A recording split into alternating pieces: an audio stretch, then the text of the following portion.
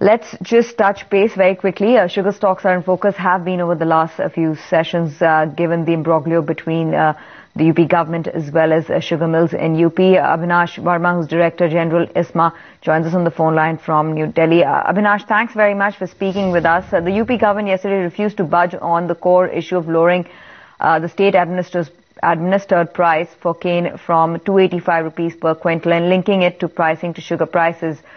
You must be disappointed. Yeah, certainly. We did mention in yesterday's press conference that we're really disappointed because nothing new was offered by the state government of Uttar Pradesh.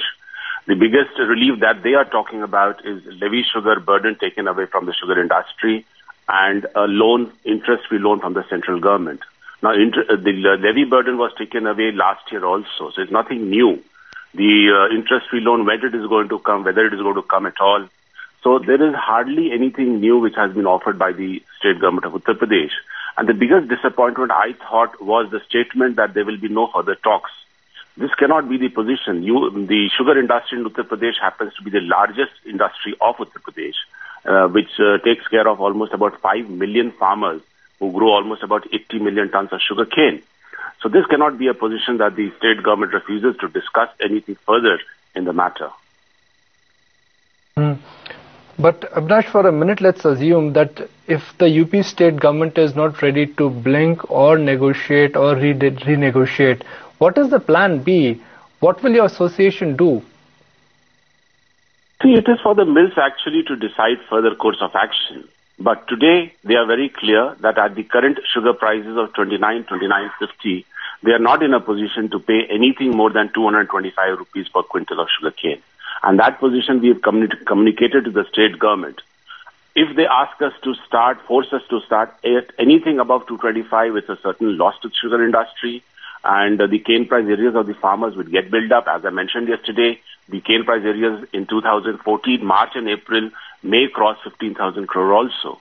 So it is not a choice to the industry. It is a real situation, a reality. It is a question of survival.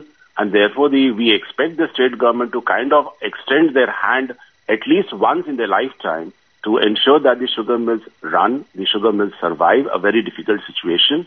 We have lost 4,000 crores in the last 2 years. We are not in a position to lose any more money. The biggest problem, the banks have refused to give working capital to the industry in Uttar Pradesh. So if we don't have working capital, there is no way we can start crushing. There is no way we can pay to the farmers. So this reality one has to accept and find a solution from there on. Yeah, but what's your next course of action? I mean, worryingly, the government has given a deadline of 7 December for UP-based millers to start crushing, barring which they have said that they will take steps against the mills. So what is your next step? See, there are two things. Number one, during our discussions, we submitted before the state government that we are prepared to run at a no loss, no profit situation also.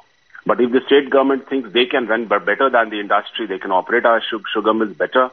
We have even offered that you can run it for the 13-14 sugar season at a no loss, no profit. Obviously, the liabilities or the profits will belong to the state government. But that was rejected by the state government. They didn't agree at all. And therefore, we are not very sure on how to move forward. Fair point. Have you done some numbers that if sugar of the crushing does not start in, let's say, 1 week, what could be the total estimated loss to the sugar production? It's very difficult to put a number there because it will all depend how much of sugar cane gets diverted into the good industry. So we'll have to wait and see how the numbers work out. But yes, there will be a certain loss, and because there is time the farmers want to vacate their sugar cane field to ensure that wheat is sown, and therefore there might be some burning of sugarcane also in the next 15-20 days. So if the sugar industry doesn't start in the next 15 days, I'm sure there'll be a big loss, but numbers I can't estimate today. I'm still trying to assess what happens next. The government has already filed FIRs against managements of 3 mills. Abinash, do you see a danger of mill operations being taken over next? And, how are you kind of preparing yourself for any eventuality? As I just mentioned, we've already offered to the state government. There are 76 sugar mills who have given suspension notices. If the state government feels they can run 76 sugar mills, they should go ahead and do that. And we've already offered that if you can run the sugar industry better, you might as well do it. Now, you can't have a situation that the state government runs 23 sugar mills at a loss every year on year, and subsidizes the cooperative sugar mills by 57 rupees per quintal. That is the number that they gave to the sugar mills in the cooperative sector. So it's an established fact that 280 rupees, with a sugar price of about 31.50, the industry lost money. The state government itself accepts that. And then in 13-14, when the inflation is high, the costs have gone up, then to expect the sugar industry again to run at 280 without any kind of help from the state government, I don't think that is a very fair situation to be in. And therefore, we have really resubmitted again and again that please help the sugar industry at least once to come out of the very difficult situation. And that doesn't mean a big number. We contribute almost 18,000 crore every year to the state exchequer directly as well as indirectly. So out of that, we are asking for 4,000 crore in just 1 year. Okay.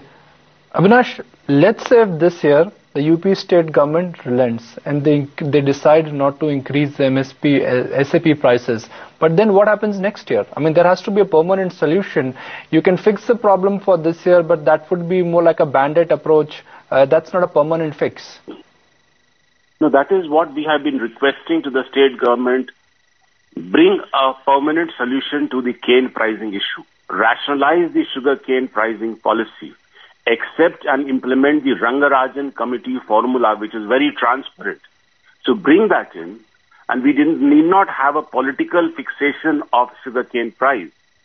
So leave it at that and let that formula automatically determine the sugarcane price. Once that happens, then 70% of my revenue goes to the farmers, 30% can be retained by the industry, which is good enough for us to take care of all our liabilities. So that is the permanent solution that we're looking at. Secondly, you mentioned that SAP. Now, SAP will obviously become defunct. There is no need for the state government to actually fix an SAP when there is an automatic determination of the sugarcane price by that formula.